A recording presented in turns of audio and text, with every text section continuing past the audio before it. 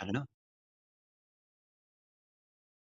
Yeah, I'm yeah, we got tickets, and I've invited Ty to have dinner with me and Mrs. Million. He's gonna try. It's a Saturday.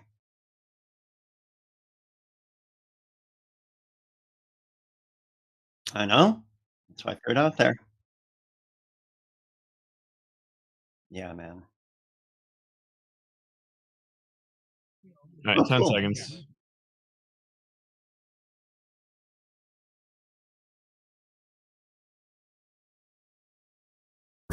Ladies and gentlemen, can I please have your attention? And I need all of you to stop what you're doing and listen. Now, live from Chicago, the Hal Sparks radio program Mega Worldwide. I have come here to chew bubblegum and kick ass. Hal Sparks, actor, comedian, and multimedia personality. And I'm all out of bubblegum. Hal Sparks. All right, let's do this.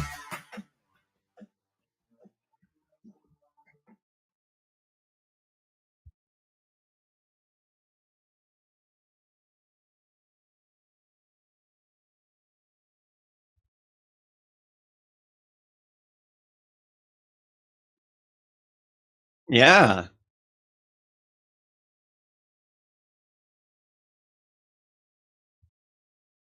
They say they can't hear you or me. They said they hear you on CPT, but not on okay, and then Carl says, "We hear Johnny, but not Hal," on YouTube. How about now? I think this should fix it. I will try this. Not All now. right, look at Alright, that. let's see, we Well, only I hear say I saved Johnny. myself. It will take them a moment. Yeah. They'll catch up. It's definitely going to come Yeah. through. Yeah. So, um, then that's good. Then they didn't hear our conversation on at least on the Yeah. news in the tube. So at infotainmentwars.com, please like and subscribe. We don't have the documents. We have everything memorized. Um, one of the things that you were saying kind of bummed you out was They say the volume's there, but really low. all right. I don't want to jam it in there real quick and burn everybody out. I think it's better now. Probably better at this point. Okay, now, so Okay.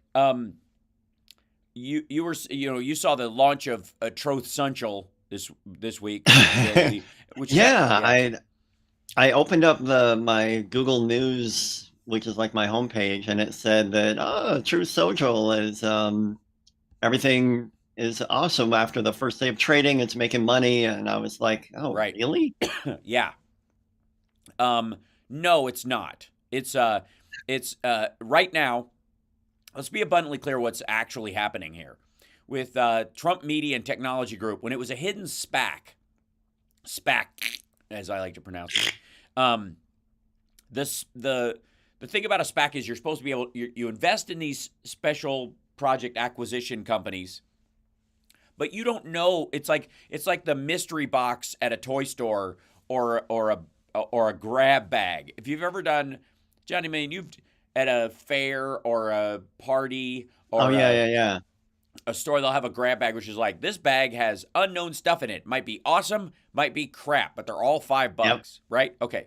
That's what a SPAC is. A SPAC is basically gambler stocks, Oh, blind stocks. Like people always think of the stock market as a gamble, and it sort of is, but for the most part, if you look at what a company's potential is, the contracts it has, you can judge where it's going to make it. The gamble comes in, I suppose, when it skyrockets and goes crazy. That's what everybody's hoping for. That's the part you're yeah. gambling on, but it's really not a gamble per se. At least it shouldn't be. For day traders, it is, because these guys are looking at the way it's going and assuming it's going to go a direction. Hype train on Twitch right now, which is really lovely. We know which way that's going, straight up like a rocket ship. Like a rocket ship, and but most of the time, you know what you're investing in. One would hope. Obviously, there's a Right. bunch of silliness that happens, but whatever. In the case of a SPAC, it is literally a grab bag stock, a grab bag investment, if it's not public yet, where you just throw your money in there and you go, all right, you guys have a fairly good record. You can't tell me because some companies, when they're trying to raise money, if people find out they're doing a money raising thing, they will go, uh-oh, they're onto something. And then the attention will go to them, and then they'll have to, whatever project they're working on that's kind of their super secret moneymaker will be now publicly known. And a bigger company might swoop in and put effort in that market, outmarket them, which is what usually happens. Like a big company like Microsoft will see a small tech company, and they won't necessarily, or don't have to necessarily, create a new product that, to compete with this smaller company. They just have to say, we're doing this next. And that's enough to quell the power of this up and coming company. So you keep it on the download. And that's what SPACs can be good for in that way, is that you don't get swamped by the BlackRocks and the giant companies of the world. Okay. But in this particular case, everybody knew that this SPAC was going to buy or invest in Trump Media and Technology Group. It was an open secret, which is illegal. That's why they have problems that will probably, over the next couple of years, as this is investigated by the SEC and goes forward, might end in collapsing this on its own. Because you're not supposed to know. What happens if this completely goes They kablooey? liquidate the company and the investors. It's kind of like it's similar rules to like insider trading, but it's not, because it was out in the public. They can't be busted for it. Thank you so much, Keith, by the way, and Caroliana and Carolina. Oh my goodness, let me look at the funding here. Oh my gosh, it's lovely. Idaho Jules is a member. Hal is insane and always hitting us with the first full moon after the vernal equinox. Well, I'm sorry, I didn't realize you saw that. I didn't realize my camera was on. So the Trump Media and Technology Group gets invested by this SPAC. That actually took me a minute, Hal. I'm really embarrassed. Well, it was the vernal equinox part that threw you off, probably. Like, where does that? What part of that is a person? Anyways, look here, Vern. And I'll draw you a picture later with crayons, but I can't do it on the air. Thank you. Yeah, we'll get demonetized. Which we already are, because of the topics we talk about on the show. It's curious. So you're always demonetized? Yeah, pretty much. I'm always in the yellow at the best. Like occasionally I'll get a red. Very seldom do I get a green. Huh. Yeah. I'm feeling very fortunate. Right. Well, it's because topics. It's because what I talk about. Yeah. And because I even have to go in and cut out like swear words when I do a clip. Yeah. Yeah, I couldn't possibly, or my stuff would sound like my microphone is broken. So so the investment in this thing is going to be subject to SEC investigation, and that may in and of itself destroy it. But right now, it is my opinion, and I'm sure I'm not alone in this, is that the stock, the money that has gone into the Trump Media and Technology Group and what's effectively Truth Social, which is the biggest part of it, but the biggest small part of it, is simply a way for foreign investors to get around campaign finance rules. Because Trump brags about self-financing. This is my money. So if you put money in his company and he takes that money and finances his campaign with his own money, then that's not you donating to his campaign. Right. That's what this is. 100%, that's what's going on. The whole thing is a grift. Yeah, it's a huge, stern. It's a ginormous grift. And Trump's aware of it. Everybody's aware of it. At some point, we're going to need a new law about that if you self-finance, the amount of money you self-finance with has to be traceable to direct businesses inside the United States or within a protected class of things like exports. Yeah. You're selling stuff out of the United States. They're not living in your hotel. They're not buying your stuff overseas, stuff that's untraceable. Or they're not simply investing in one of your LLCs and you're taking that LLC money and spending on it. Because that's the other part of what Trump did. Trump's 2016 campaign, the $10 million he invested in his own campaign, which was a pittance, allegedly, of what he actually has, was a scam as well. That was him, using foreign money in one of his many LLC accounts and funding his campaign with it. It was just $10 million of foreign direct investment in an American political campaign, and so far he's managed to get around that. Again, that'll need probably a new law, a new sunshine law, first point it out and then make it illegal. It's already illegal, but it's hard to prove. And that's precisely what's going on. The other thing is, and this is the upside. This is the part before we take a break. This is what I want to end on a up note for you, Johnny Million, because I know you're concerned about this. I am. Everybody investing in Truth Social is going to lose their shirt. Just like Marjorie Taylor Greene's initial investment. Remember, she invested in the SPAC, and it went to $16 a share after she'd paid $75 or something for it. Oh. Yeah, it's going to be worse. Last year, Truth Social made $4 million and cost $48. If anything is an example of the Trump business acumen, it's Truth Social. Something that makes $4 million and loses $48 million shows what a great success you are, a smart businessman, sharp as a tack, top of your game, dogs and cats living together, mass hysteria. Yeah. And the other big headline I saw was the scary image that he shared of Biden like hogtied in a truck.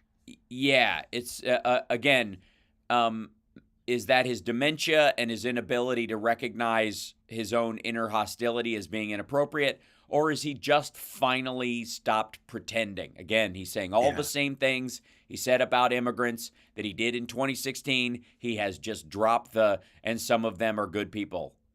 Right, yeah. He just dropped that. Now it's the same stuff otherwise. There's no longer any sweep up behind the elephant. None whatsoever, because it doesn't serve him, and his supporters aren't looking for it, and they need a bigger monster. We got to take a break. We'll be back right after this with another piece of good news, and probably the biggest voter fraud story of the century so far. We'll be back.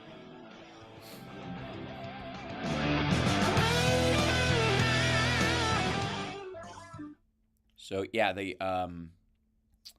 you can just look up Crystal Mason, and you'll probably see the story on this. It's really good though. It's nice that she, yeah.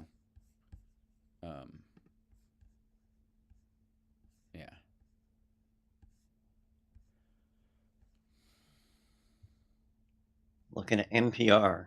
That'll do it. Yeah, that's probably where you'll find it. Yeah.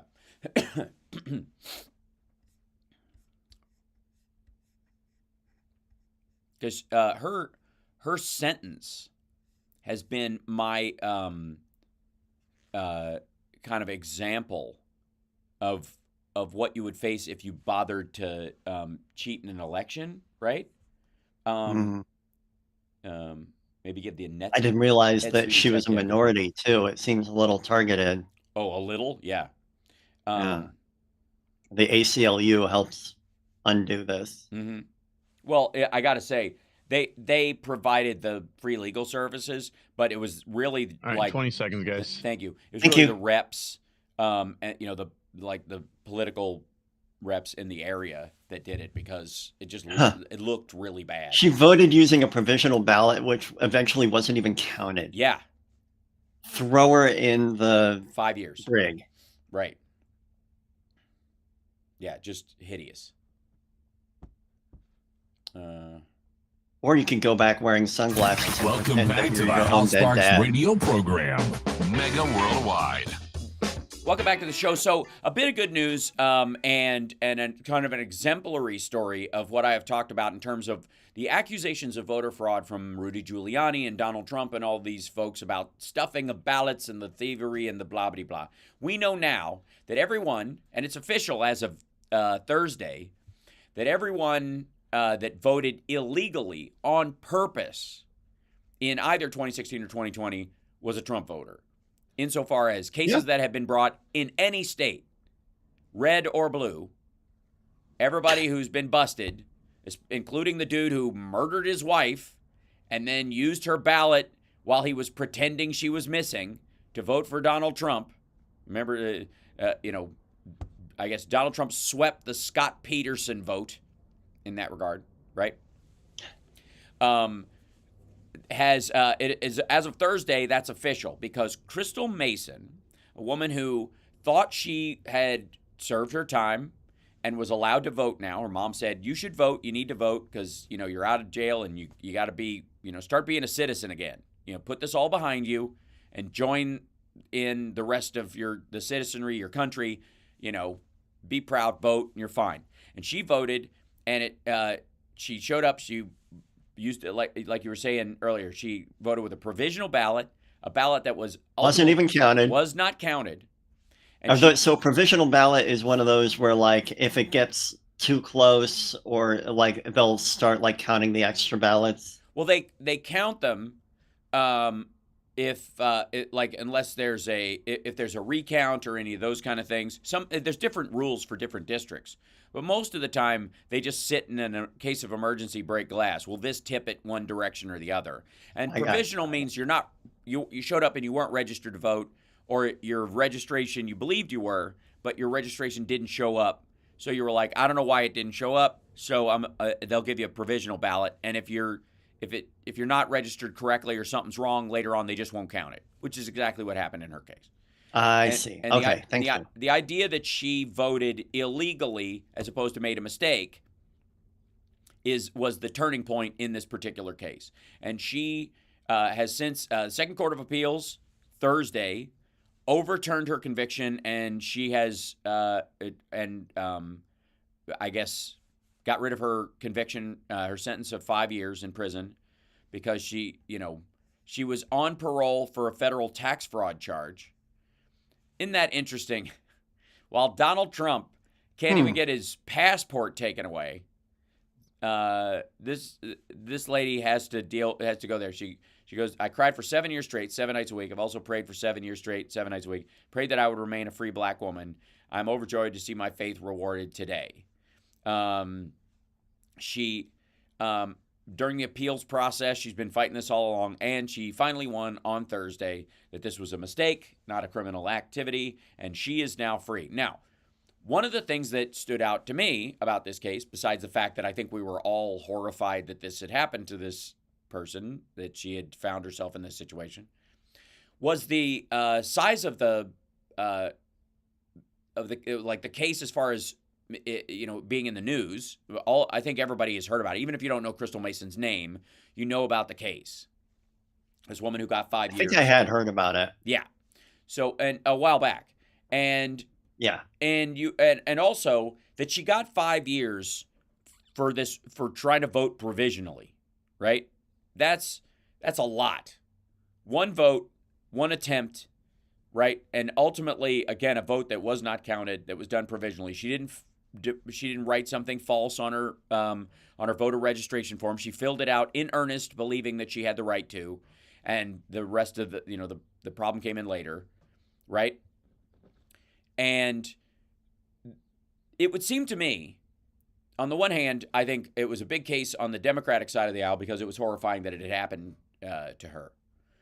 On the Republican side, I don't know why it's not a bigger one, a bigger story, because here's a hardcore case of a woman who did time for what they think is voter fraud.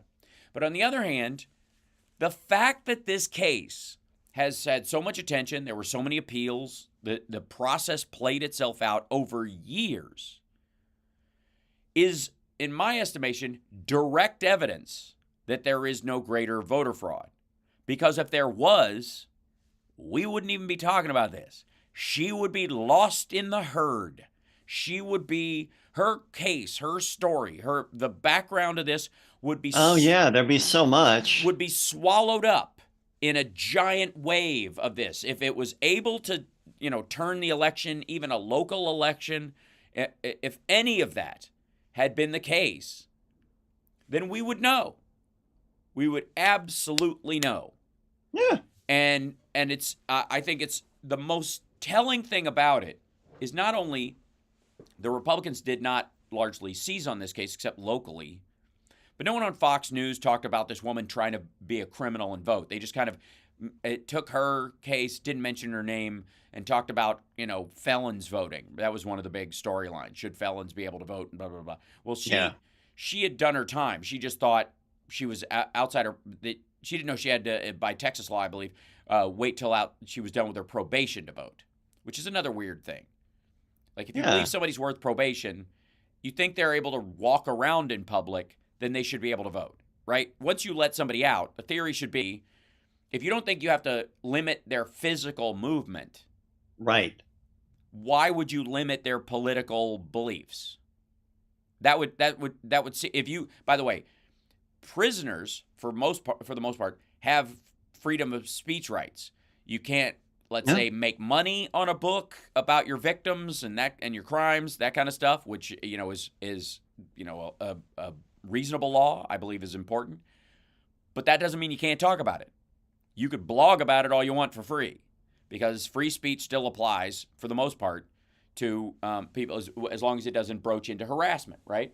So if you're saying that freedom of speech, that freedom of expression, that falls under where I think voting is for the most part.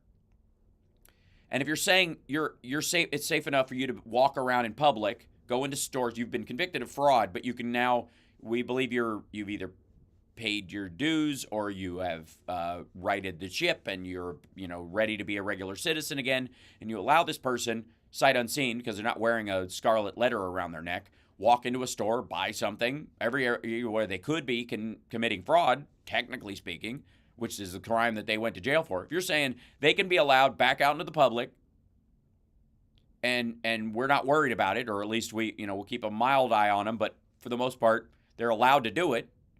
The parole officer isn't following them around. If they can walk around as a human being, they can walk around, they can vote, would be the logic to it. And that wasn't the case. And now it kind of is. Now that's what this ruling will ultimately mean for most people in this situation. But the biggest part of the whole story is, why is this story even news at all if voter fraud is just massive and everywhere and illegals are doing it in enormous... I mean, the idea, by the way, that illegal immigrants are running these vote houses where they're just printing presses of defrauded documents in mass, tens of thousands of these things, aligned with Chinese manipulation of the voter rolls, like the complexity of the conspiracy that would be necessary to pull off something like this would, I think, require the help of the person in the White House at the time. The idea that Joe Biden is a private citizen, which is what he was at the time, running a campaign with volunteers and other folks, could coordinate this massive effort, and yet they never found a trace of it. And every time there's like, there were more voters on the rolls than voters in the state. We're like, yeah, big military state. Yeah, so were they over in Germany, or some of them were in Afghanistan at the time, or Iraq, or they're, on UN peacekeeping missions in Somalia or wherever else? Yeah, that's why. Yeah. And never mind COVID, of course, where people who lived in a city or lived, in an area where, went home to live with their parents, or move in together to ride it out, right? But they didn't change their address. They didn't lose their house. They voted in their district. They didn't vote in two districts, unless, of course, you live in the villages, where they had a guy vote, I think, in the villages and then drive to Atlanta to vote there as well. Yeah, amazing. Remember that? So that is always the problem with the conspiracists. And I'm hoping that eventually we'll make traction with this idea that there are conspiracy theorists, which are based on, I have a theory that someone might be conspiring to do something. RICO cases are technically, they involve the theorizing about a conspiracy. That's not weird. But a conspiracist, a person who engages in conspiracism, is just selling the idea that they never actually have to explain. They never have to have the facts. And to that point, when we come back from the break, there was a little bit of a teaser that exposed perhaps a conspiracy by House Republicans for a big swing, an October surprise. I'll talk to you about it. Here we go. Oh, yeah. We'll be back right after this. It's the Hal Sparks radio program, Mega Worldwide. Now with 100% more Johnny Million We'll be back.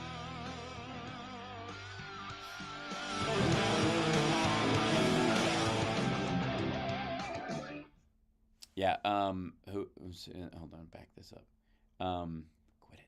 Republicans know there was voter fraud. They committed it. Yes. Well, that was exactly it. That's the thing. Like Donald Trump. Like somebody came to him. There's a couple of things like in how he talks about stuff that really stand out to me and make me go, that sounds like you were conspiring to engage in voter fraud. It sounds like you bought 1 million votes because you thought that's all you would need, and then you tried to do it on the cheap. Like it's so Donald Trump to try and do voter fraud on the cheap.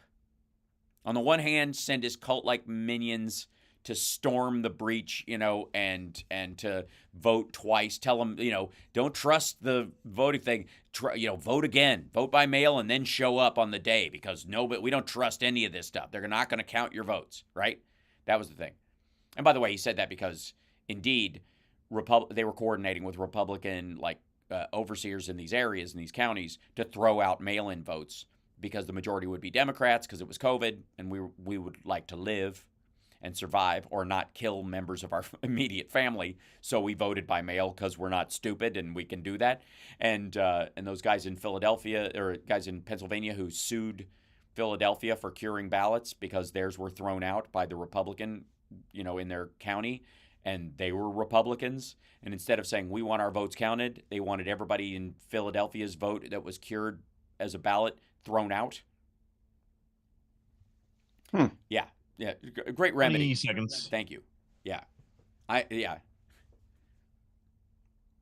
It's super odd. Stavadabella. What's happening?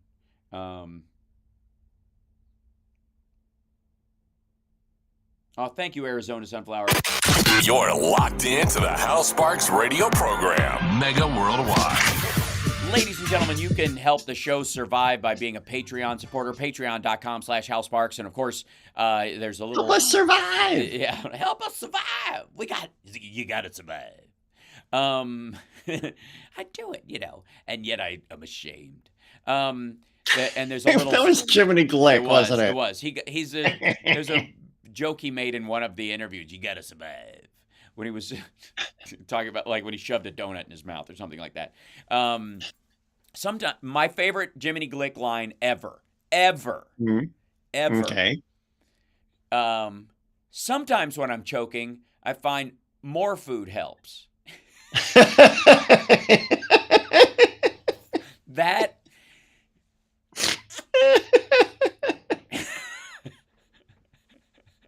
I'm gonna steal that. Oh, it's so good. If you haven't seen, man, and most people haven't, if you haven't seen Jiminy Glick and Lala Wood, which is the movie they made in Canada while we were filming Queer as Folk, so while I was up there. Did he make that up on the spot? Yeah. I think he was. That guy. Yeah, so good. Just such a funny man. And what a great. Sometimes when I'm choking, I find more. Sometimes when I'm choking, I find more food helps. Yeah. And oh yeah, you just have to I'm a little jealous because that's sort of something I would say. Right. And yet you don't. Why didn't I get to that? Well, that's it. Didn't. Yeah. Sometimes genius is just getting, I've always said talent is falling in love with something before everybody else. That's what that is. It's not that somebody else can't play guitar as well as you or sing or be as funny as me. There. Sometimes both. But it's that you just fell in love with it earlier and you're more practiced. You didn't wait. Right? Same thing with writers. Now, I have not written a book yet. I will at some point. It's on the list, but it's not it's not a super high priority for me, but it is something I want to do in my life. And I've started collecting my, the Sparksisms that we use on the show as like a little, I was thinking of doing like the Sparksist Megafesto, and do like a little Mao book just to freak out Republicans. Just a little red book, or blue, make it blue and drive a little blue book. And, but there is I don't know if you know this, but there is a little red book that's coming out this fall that, I guess you can, I guess the author feels both pride and shame about this. And I also would like to put Harper Collins on notice, our dear friends at Harper Collins, who curiously have a habit of platforming some awful, like on the regular. It's like a holiday where they're like, hey, here's one book that might destroy democracy, or one book that might promote some psychopath with terrible political ideals, for no particular reason that won't even sell. We just know we need to print a certain number of things, so we're going to make this book, and we're going to put it out, and it's going to, the Heritage Foundation or the RNC will buy stacks of the damn thing and put it in a warehouse, right? Oh, yeah. We could put them in cardboard boxes, put them in a van, and then around Election Day, we could drive around with giant, heavy cardboard boxes full of paper, and it's really just unbound copies of right-wing books. They're not ballots at all, right? I wouldn't be surprised. So, apparently, when was this? This was was the day of the show. I think it was just like last week. A book popped up on the Harper Collins website that was like, set a date to come out, and by a fellow, an esteemed author, a guy who's written some memos that really haven't gone anywhere, but James Comer is the author. Oh, that guy. Yeah, Jamie, good old Jamie. Rep James Comer. It is not. He's kind of to everything. I blame him for everything. Yeah. Well, so do Republicans, so you're not alone. Because he's so crazy. Talk about screwing up a free lunch. Yeah, he did it to both sides. Oh, I got to say, the whole knowing the FD 1023 is there, but knowing it's BS, but still calling for the FBI to investigate it because they need it to seem like more. And what did that result in? They re-interview the guy. He lies to them again, adds another lie, and ends up going to jail. It's kind of perfect. Jeez. Literally, if they'd have left it alone, they would have sailed through the election using this FD 1023 as a ghost accusation that just floated in the background. It would have been magic. And he had to keep pushing it because, in fact, he is a moron. And I don't mean that in a pejorative or ad hominem sense. I mean genuinely. No one is this dumb on purpose. Seems like a diagnosis. Yeah. So the name, I think he missed the boat on the name of the book. Because I think he should have called it Bad Chatter Money. It flows off the tongue, you know what I mean? Bad and Chatter Money. I really thought you said something different for a moment. Uh-oh. Bad and China money. I don't want to know what you thought I said. You can write it in the chat. Tell me. I'm about to. No, now I'm scared. It's called, because everything's a reboot with these idiots and they don't have an original thought in their head, All the President's Money. Like All the President's Men. Sure. Yeah, which is a reference I to put it in the chat, by the way. All the King's Men. All the... Yeah. Sorry, Schmoopy says, should have called it duh. I don't know. I like not the YouTube chat. I put it in the chat specifically to you on Ninja. You. All right. I'll make sure. Now I'm scared. I'm gonna click on this. Oh yeah. You're not wrong. From Trump's standpoint. Yeah. Jana money. Yeah, pretty close. So yeah, all the King's men, all the King's horses and all the King's men couldn't put Humpty back together again was the idea. Well, that's where all the President's Men came from as a title, right? And so derivatives, this is like everything that becomes all the gates. I gotta say, Watergate was because of the Watergate Hotel. Whitewatergate worked because Whitewater and Watergate and what its presidential, conspiracy or this idea that there was a criminal scheme going on. So Whitewatergate kind of flows together. I get it. It's like another variation of that. But Iran-Contra wasn't a gate. The enhanced torture memos weren't a gate. Like there's when you don't stop tacking gate on the end of things. It's annoying. It's a little old. Yeah. because it didn't work. It had one punny use in the 90s. That's it. We're over the gate thing. It's a little silly. Like the gates have jumped the shark at this point. But All the President's Money is this kind of rip-off title of All the President's Men. Now, the funny part is that this link was posted in error, according to Comer's spokesperson, Austin Hacker, which I got to say. What a name. What the hell? That, like, the Republicans, I mean, just go with the name of the guy from the Inquirer, because this has come up in the hush money case that's going ahead on April 15th or whatever. It's the next one up. Okay. You remember the name of the fellow from the Inquirer? People in the chat are going to jump on it. That helped Donald Trump catch and kill stories. I can't remember his name. I remember. Let me give you a hint. Blank and Goliath, Woody the Wood. Dun, dun, dun, dun, dun, dun, dun. Blank and Goliath. Blank. Oh, here we go. Thank you, chat. Yeah. Pecker damn near killed her. Right. David Pecker is the name of the man from the Inquirer who helped Donald Trump catch and kill stories that would affect his marriage, his finances, and his political future. And that fellow was and it was viewed as a contribution in kind to the campaign, and that's a no-no. So we now have David Pecker and Austin Hacker. At this point, we live in a simulation, and someone has set their elbow on the delete key or something. I don't know what, on F2. Like it's just automating, like whatever their version in the simulation, their Chat GPT. Some child has gotten a hold of it and goes, "Give me a list of silly names."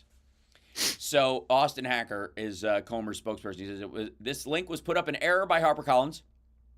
It was not authorized by Congressman Comer, and he immediately requested it be taken down. Okay, they were trying to pre-sell the book for $29.99. Now, I mean the smart money is quickly put out a book called All the President's Money, just about Trump. So I don't hate it. Yeah. So I might have to jump on ChatGPT this week and just slam that thing out and put it on the Kindleage, just to, you know what I mean, just to get that out. But for the record, they haven't been able to find any of Joe Biden's money came directly from any sketchy sources, much less all of it. You couldn't even write a factually correct book called Some of the President's Money at this point.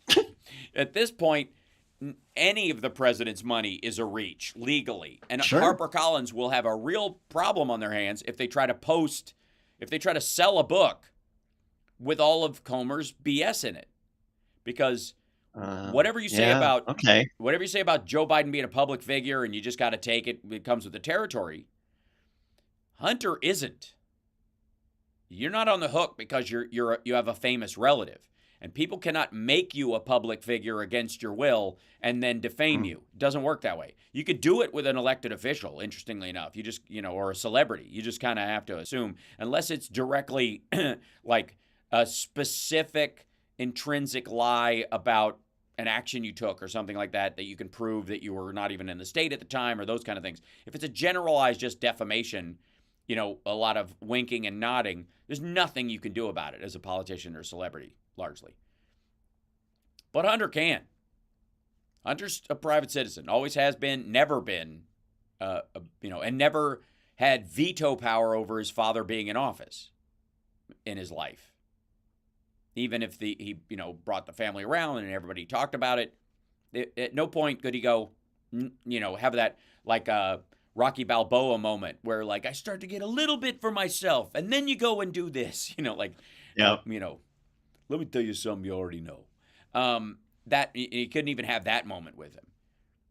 So I got to say, a book called All the President's Money is already ice skating uphill, against this kind of thing. And Harper Collins, Axios discovered this. Somebody tipped them off to it. And they've reached out to Harper Collins for comment. So far, nothing. But it was the date they had set for it was September 10th, which is, when you're doing a book and you need time for people, you pitch it, pre-sale, all that kind of stuff. By the time people are reading it or it becomes a news story, it's about 2 weeks probably, except for the an explosive investigation of the new book or, those kind of moments. It takes a little while. It's a lame attempt at an October surprise. How do we take this impeachment and just I don't know, turn these leftovers into fresh food? How do we, reuse this cooking oil over and over again after we've gotten it out of the garbage? This is, I don't know if you know these stories about what they call sewer oil in China, where people are getting cooking oil from the garbage, where they take, how like if you're taking out the trash in a restaurant, all the grease from the food goes to the bottom. Right? And it's kind of, there's this like liquid at the bottom. Okay. So they take that and they take the garbage bag and they poke a hole in it and they drain it out into a bucket. And then they sift it and strain it and then boil it and use it again. It's a big problem over there. It can work. Yeah, it doesn't. But it's you don't know until it's too late, I think, until you're At least it smells good. Well, I think after your third trip to the bathroom, I don't think you care. It is the Ozempic of cooking oil. It's like Olestra part deux. But this is the equivalent of that. The impeachment committee is going nowhere. It's failing miserably. So what do? You take your findings that weren't findings.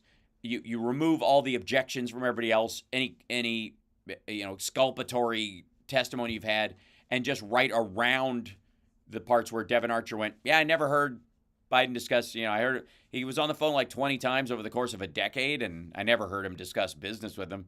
And, and the call to from Dubai to Washington, he wasn't calling his dad. It wouldn't have done anything, and they'd already made a decision to get Shokin fired a month earlier. They'd been working on it all year, and they decided it had to be done. So anyways, we got to take a break. We'll be back right after this. It's the House Sparks Radio program, Mega Worldwide. Philip Ittner will be joining us in the second hour from Kiev. Lots of movement there. And don't forget to check us out at infotainmentwars.com. Subscribe today.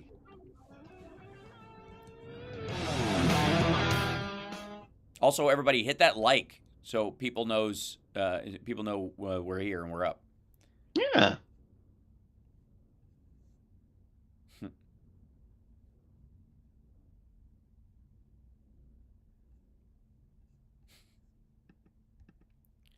Oh, it's so good.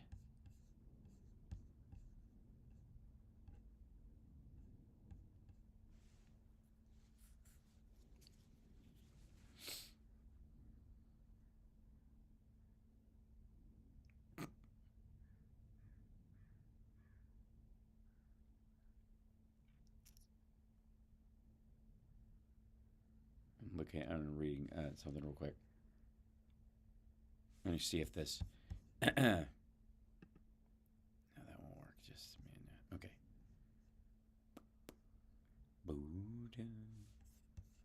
So next jam is on the 16th of April. Okay. I'm singing "Heat of the Moment." Oh, nice! I love that song. Yeah, me too. "Fall to Pieces," Velvet Revolver. And oh wow, yeah, that's a great ballad. Yeah, and I Don't Need No Doctor, the Humble Pie song that Wasp covered. We're gonna do the Wasp arrangement because it's tighter. The Humble Pie one is like 10 minutes. So yeah. But I loved that song when Wasp did it, and so And, me too. And coming back right now. Thank you. The Humble Pie. Ooh, right now. It's almost directly a sounds just like. Attention. Stop what you're doing. Because we're coming back to the Hal Sparks radio program, Mega Worldwide. They went a little crazy with it, and I appreciate it. Now let's get back with Hell Sparks radio program, Mega Worldwide. We love Lady B. Big hug to Lady, Lady B, wherever B. she might be today. And speaking of Comer's flailing attempts to dirty up Biden for the next election because so far no good. I'm assuming, Johnny, that you don't use your real name in your regular emails. You have some sort of phrase or online name or something plus a number or something just to gussy it up, perhaps, unless it's work where they have a, like, it's specifically first dot last name at blah blah blah, right? Exactly. Yeah. But that's for internal email or for vendors only, perhaps. Like, you're not supposed to use it for personal stuff. Okay. Would it surprise anyone if, let's say, during the Obama administration, that Barack Obama did not use Barack H. Obama at whitehouse.gov to send emails? Would anyone think that would be a good idea? Is that where this is heading? Yeah. The fake emails with that? Yeah. Oh my God. So it's got to be him. It's got his name on it. Well, look. One of the things is they keep talking about these aliases that Biden used in the White House, specifically for different departments or different projects. Email addresses that were like, here's the one that will contain some stuff, and there's clearance machines for this and people in charge of this and your staff. But this is the one that will talk about your family schedule and your business, your work schedule, in what they legally can say to those same people. That whatever that overlap is, what you can tell your wife and kids versus what you can't tell your wife and kids versus what your wife and kids don't want said in government emails, right? There's those three trifurcation in that information stream is important or whatever. And there's overlaps in a bunch of areas. There's need to knows within the government. Those are all largely done on like numeric email servers. They have no name on them whatsoever. They're just like Office of the VP, and it's they don't use an @ system at all because they don't. Why would they use a standard email server function anymore, right? Right. But in the case of Biden, one of the big things that they've been talking about is that he used these email aliases, and the National Archives has all of them. And Joe Biden knows this. So would you think there would be anything hinky or hidden in a government email for specific business that you are aware is stored permanently forever by the National Archives? Is anybody that isn't a former Trump White House employee or cabinet member that stupid? I don't get it. I don't know how. The only way I can explain their belief about this is that they're that dumb. Yeah. Because that's amazing. And so Biden had several email aliases they used in the White House. These were government accounts. They are at, they're .gov accounts. They're just not Joseph Robinette Biden, at gov.gov or whatever the thing was. It's like, and the idea that you would even use that for anything other than, like you'd send it out for like, here's a message from the vice president. You know what I mean? Like it's just a performative PR email address. That's it. That would be its only function, right? And even that's a redirect. You know what I mean? It doesn't actually go anywhere. It redirects to a file. It's like a smart folder email address as opposed to a real one. So the Republicans have been going, we need all the stuff from these email addresses. And the National Archives is going, okay, we got to sift through this. I mean, some of it's classified, and it doesn't go out and, you're not, the Oversight Committee is dealing with what would be financial or FARA oversight, but that doesn't mean you get to see, the vice president's interaction with, I don't know, where you, I don't know, where spies would get outed or something like that if they're Right. dealing with something super sensitive. So they got to go through it.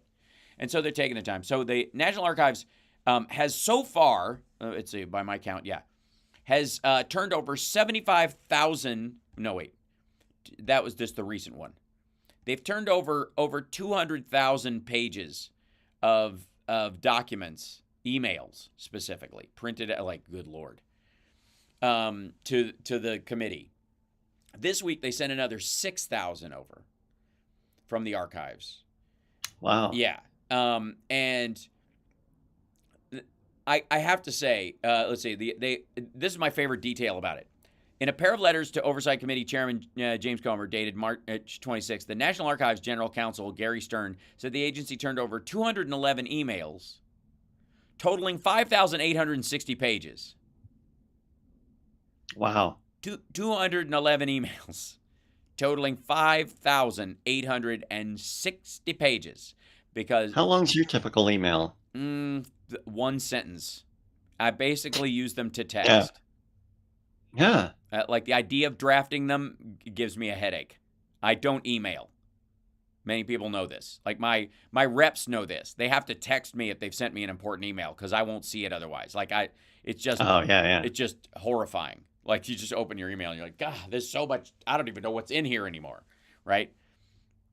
Imagine if you're the vice president or the president or even the head of the State Department or even a third deputy at the State Department. Good Lord. You imagine the number of, like, the overlapping. So 860 pages in just 211 emails. Like, I don't get it. I would go with attached documents that go along with them. Okay. Right? You're attaching PDFs of stuff, which those have to be reviewed as well by the National Archives to make sure that, somebody sketchy like, DeVolder / Santos doesn't get a hold of it, or Matt Gaetz or something doesn't try to buy his way out of something with, a PDF that nobody scanned before they sent out the door, right? Mm-hmm. This is Stern wrote, as we explained to our staff, we are conducting a rolling notification process to the representatives of the former and incumbent presidents. The emails cover multiple requests from the panel, including documents in which a pseudonym was used for then Vice President Biden, drafts of a speech Biden delivered to the Ukrainian legislature in 2015, and any communications with Hunter Biden or his business associates. There aren't any. There's literally the one they keep showing is the one where they are coordinating Bo's memorial.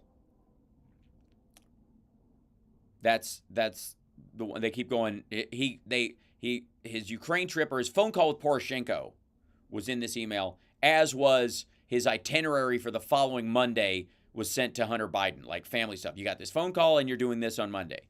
That's all it said. Not the contents, not any of that stuff. And Poroshenko wouldn't have been the pivot point for Burisma or any of these guys anyways. But the main thing is like, they're like, aha, we got you. These were both on this thing. Well, that's because they were coordinating with the entire family. Jill already knew. So everybody else is talking, and Hunter's the one outside. He's in California, I think, at the time.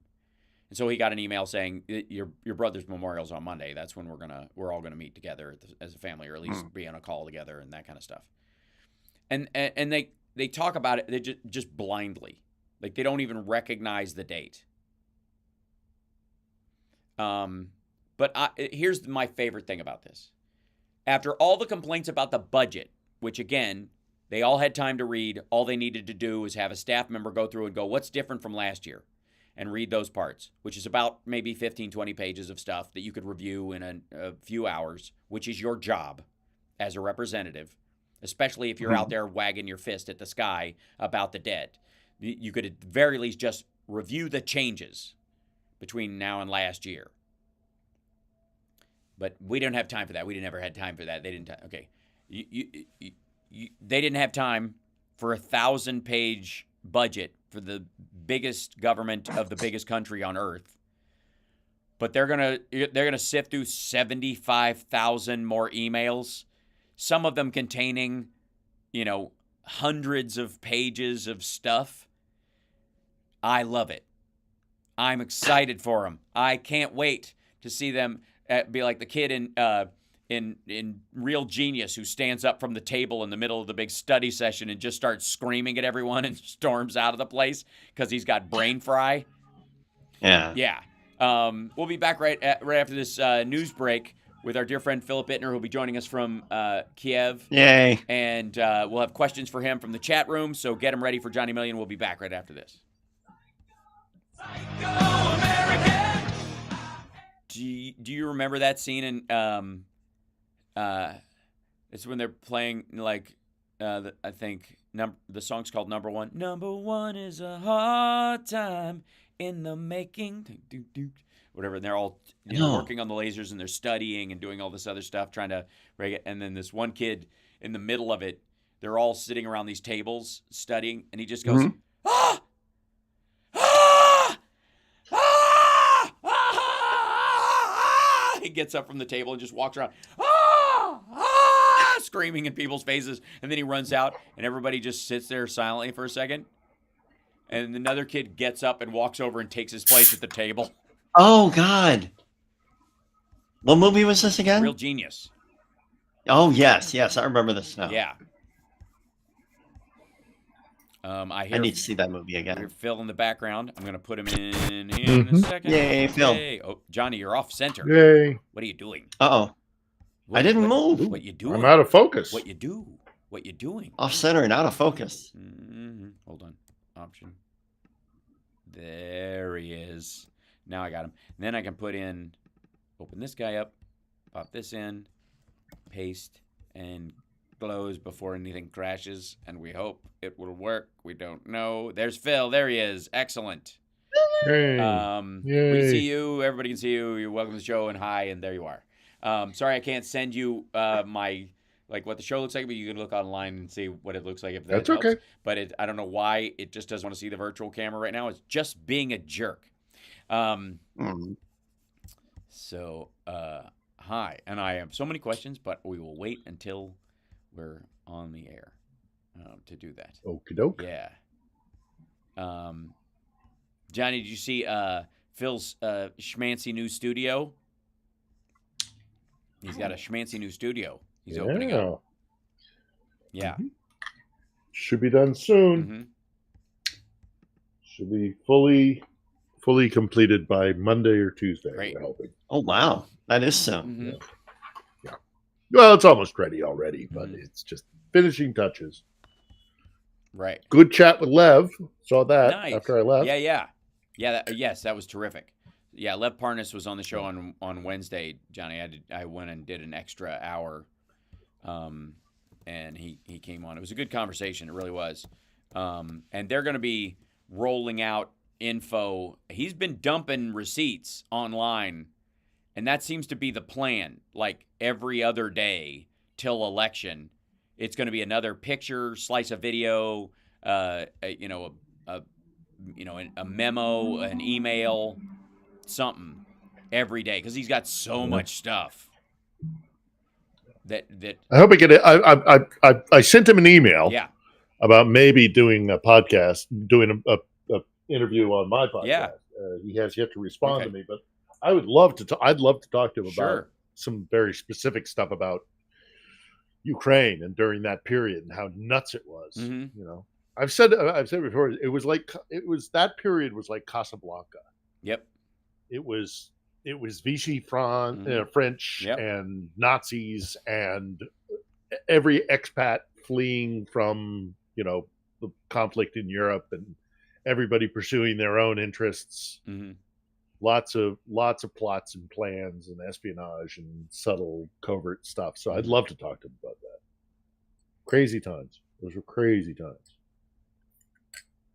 Yeah. Which is why he was able to come over here and get, dirt from Firtash. Right.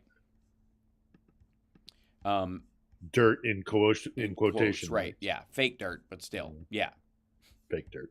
Faux dirt. GRU information warfare stuff. I know what's going to happen. So. Right.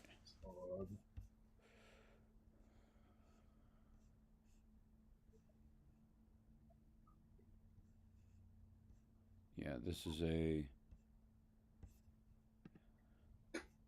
Yeah. Coming back in 10. Mm-hmm.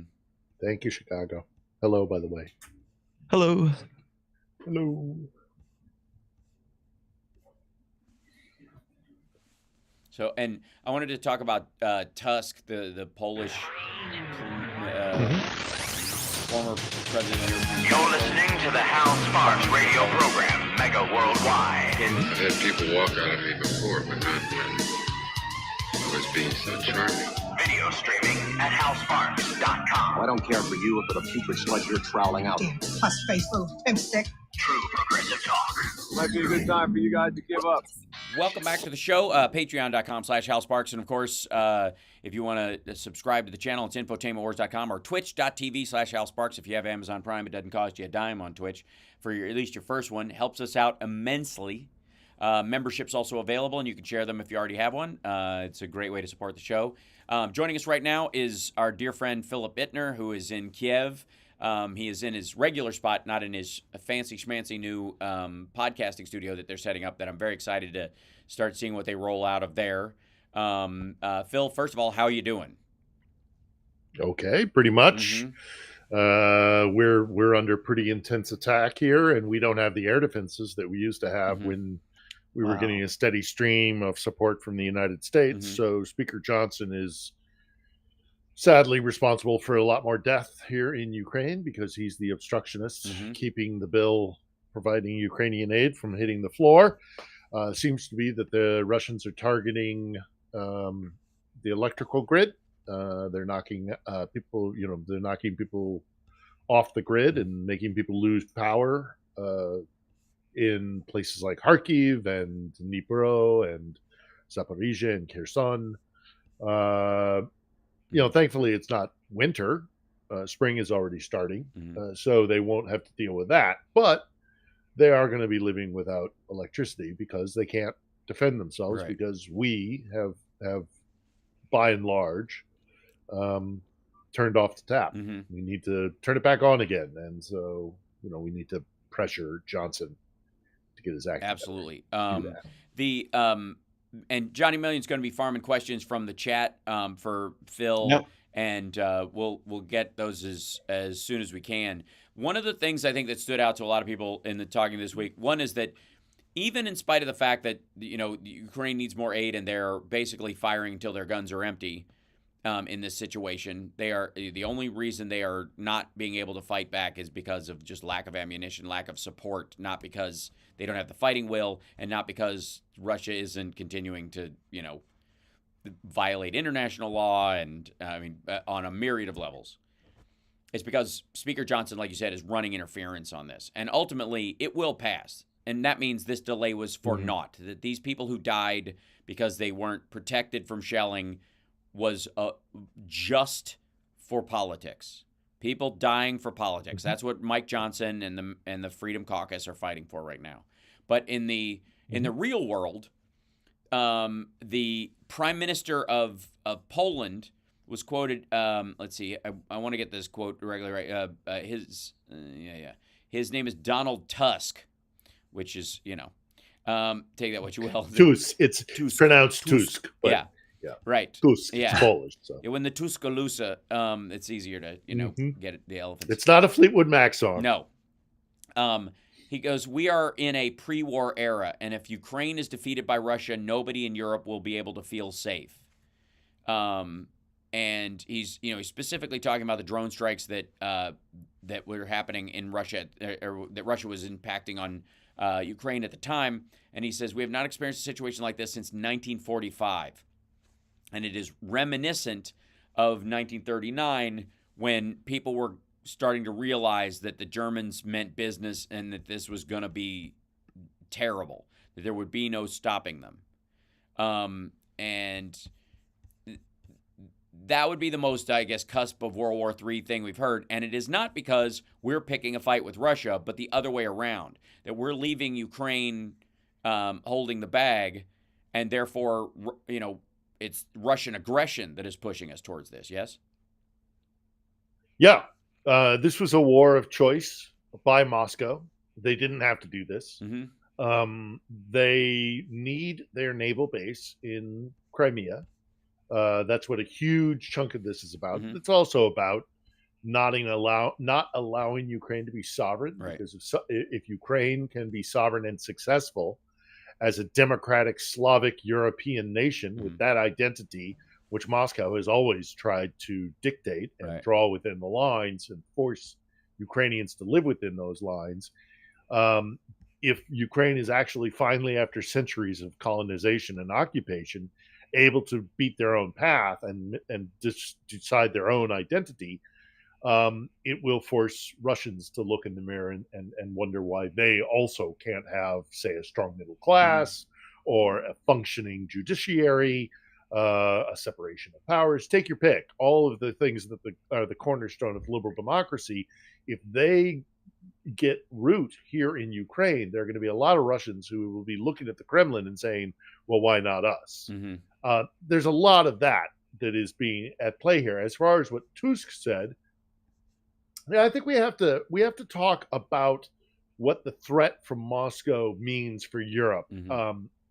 And Europeans, especially those who were in the Warsaw Pact and lived under the thumb of Moscow. And keep in mind, it really is a centralized government, so it's Moscow, not Russia, that are making these decisions, and that are. Oh, we're getting an air raid siren. Sorry, turn that off. Luke Skywalker probably will come on in a moment. I can't turn that off. Anyhow, that we need to define the terms of the threat coming from Moscow when it comes to Eastern Europe, but also the rest of the continent. It may not be that tanks will roll into Warsaw. Let's take that for example. But they will be emboldened by a success in Ukraine to influence Europe disproportionately. They will send their spoiler agents into the various capitals around Europe. They will destabilize democracies. They will support fascist movement, far right movement, far extreme left movement. They don't care about ideology. They care about destabilizing democracies. So it may not be that now. When it comes to places like the Baltics, we could see tanks going into the Baltics under the pretext of it's the same old thing that they did here in Ukraine, proclaim that the local population is suppressing the Russian ethnicities, the minority, the Russian identifying minorities, and so we have to go in to defend these ethnic Russians who are being oppressed by the Ukrainians. This is a method. It's curious. They could say the same thing in Estonia, and that could be that's in NATO. Right. Well, that's a methodology. I don't know. Maybe it's a chicken and egg thing, but this is what the CCP and sort of the Han Chinese backing of the CCP has been doing in Tibet and in the Uyghur areas. Is that they send in ethnically Chinese, specifically Han Chinese, into these areas, and then claim that 50% of the population of Tibet is Chinese and therefore heritage, when they really just installed these folks in there. And that was very much what the Russians were doing in the Donbass and and Donetsk and Luhansk areas, and certainly Crimea. I mean, Crimea was easier because it was just like a vacation spot, so people had timeshares and that kind of stuff, and they just became permanent residents. And then suddenly there's all these Russian speakers in there that are fighting for their way of life, and you're like, well, the government moved you there. They paid you. They gave you an incentive. That's right. You okay, Phil? Okay, Phil, do you need There's to go anywhere? Luke. Here comes Luke Skywalker, though. Don't be careless. Your overconfidence is your weakness.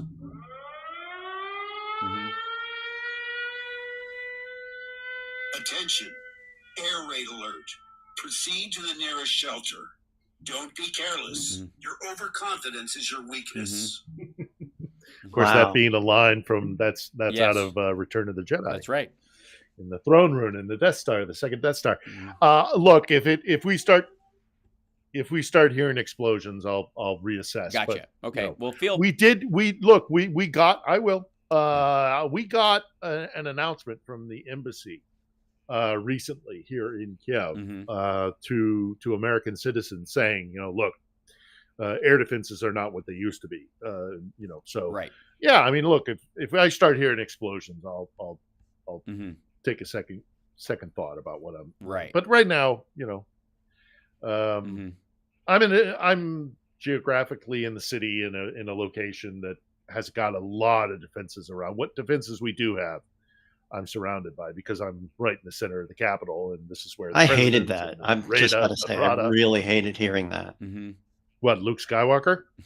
Well, no, not Luke Skywalker. I just hate hearing an air raid siren with my friend. Right. Yeah. Happens every day, pretty much. It's how we live. It's how we live. And that's because of the Russians. Yes. Make no mistake about it. This war was decided in Moscow. It is because they cannot bear the idea of Ukraine being sovereign. Yeah. And because of that, we get air raid sirens. Because of that, we get children dead. We get buildings blown up. We get electrical grids destroyed. We have young men, not so young men on the front lines, women on the front lines. This entire country's mobilized. But we take it more seriously with the lack of air defense. We always take it seriously, but at some point you kind of have to live with it. Yeah. But it always preys on your mind. And it's going to be, it is going to, the thing, Johnny, I appreciate your concern. Thank you very much. It is disturbing. It is disturbing. I, for better or worse, as a war correspondent, I've been in my fair share of attacks, whether it's airborne or artillery or close, small arms fire or whatever. But think about the kids that are growing up. The kids who are, 8, 10, 12 years old that live with the knowledge that they have to flee underground because someone somewhere hates them and wants to kill them or do them harm simply because they were born Ukrainian. I mean, that's what really disturbs me. As disturbing as hearing the air raid siren is for you, Johnny, and again, I appreciate it. But what really ticks me off is what it's doing to these people. And they don't deserve it. And they did nothing to deserve it. Right. They did nothing to deserve it. And if there isn't a direct threat to the rest of Europe in terms of tanks rolling down the streets of Warsaw, again, maybe we could see it in the Baltics. But it's also the idea that a nation state would do this, would take a big chunk of territory and by force of arms annex them. I mean, just because they're bigger and they have more weapons, that they get to decide what the borders are. And we had hoped that we had put that era in human history behind us, but clearly we haven't. So you have to keep in mind the kind of people that would do that. If they get undue power and influence in Europe, nothing good will come of it. This is the line in the sand that has to be drawn. And that's what the Ukrainians are saying. And that's why they put up with air raid sirens. And I say they put up. That's why they live with air raid sirens and bombings and whatnot, because it is better to, it's an awful saying and it's far too glib and easy, but it's better to live on your feet than die on your knees. And that's the attitude. Right. We're going to take a break. We'll be back right after this with questions from our chat room and the efforts, again, something that can sometimes be more dangerous than tanks, and that's the Russian hacking exercises, not just in the United States, but all throughout Europe. And the new way that the Finnish are pushing back against it is pretty fascinating. We'll be back right after this.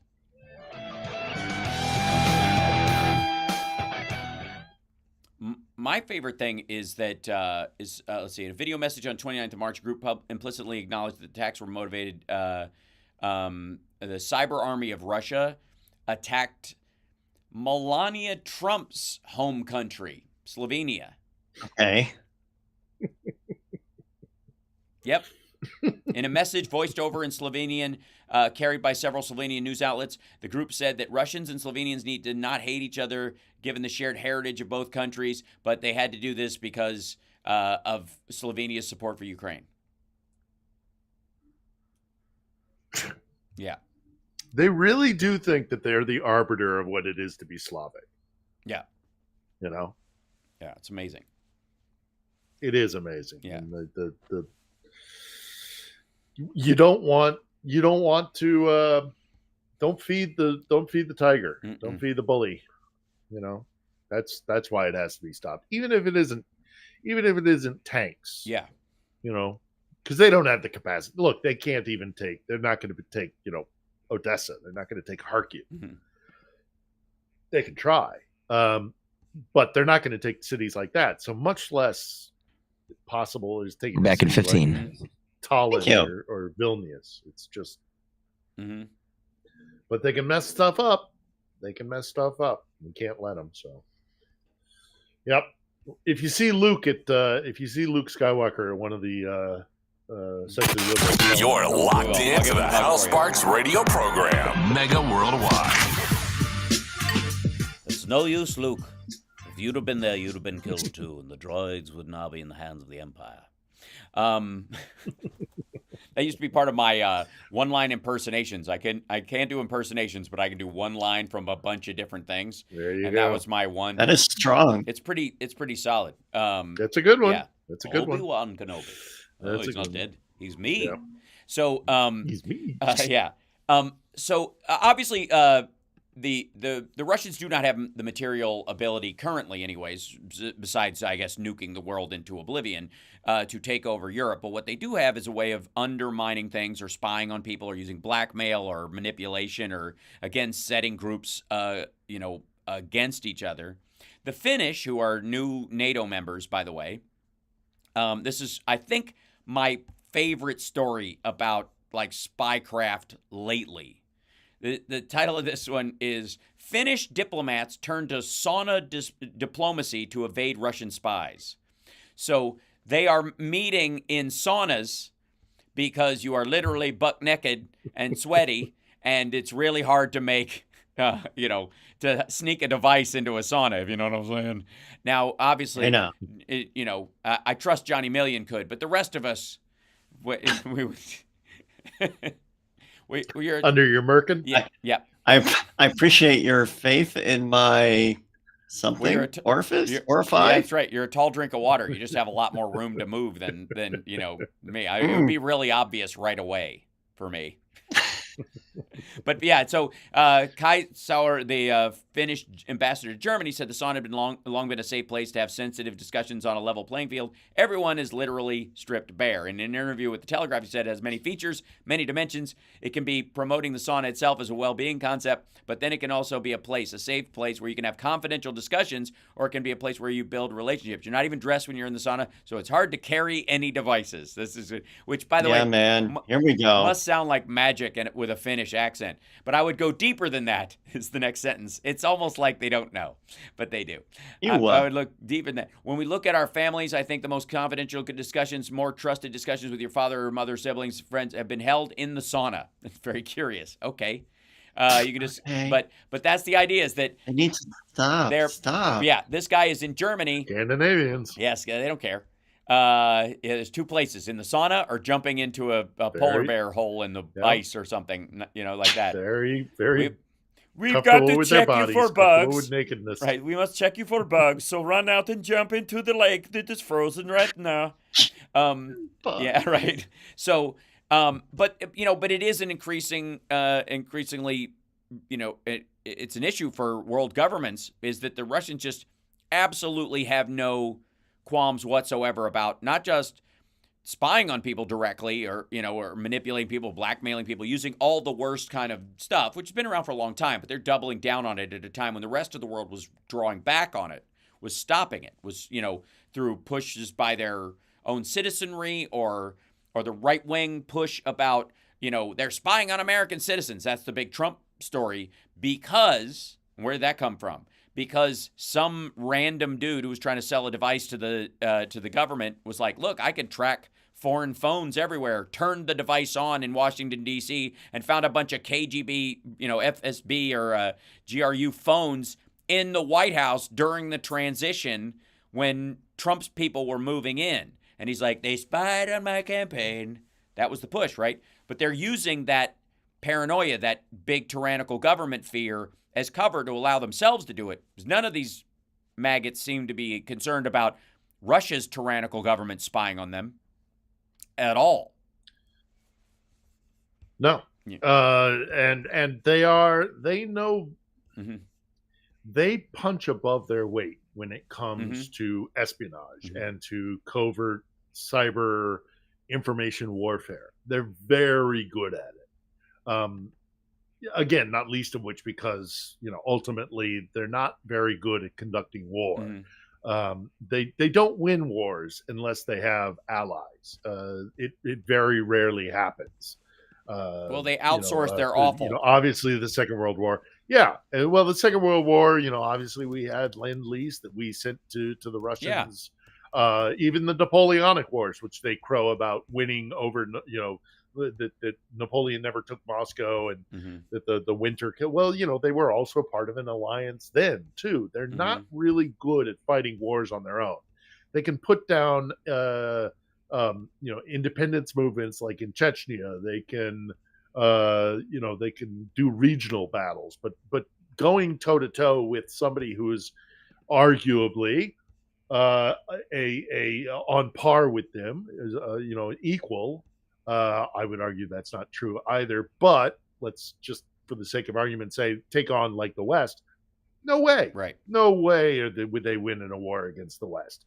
But what they can do is they can get into our minds. They can undermine our societies. They can turn us against one another. They can put undue pressure on the fault lines between our classes, races, whatever fault line there exists in any Western country. They know how to put pressure on it so that the country is destabilized. Right. That's how they succeed. And they are fixated primarily in so many different ways on the Anglo-American alliance, America being the big bad that they see. So they study us extensively in America, and they know exactly how to pit us against one another. And it's going to get worse as we get closer and closer to the election. Right. I have a sort of a running theory that during the Soviet Union and during that phase, it used to be a lot of work to do that. You had to, they had to learn a lot about pop culture and they had to work this in. But now we've got what I call rebellion chic that's been going on since the probably mid 80s, but certainly now, is that it's expected that the sort of complaint culture is expected. If you're not complaining about the government, there's something wrong with you. If you're not doing it all the time.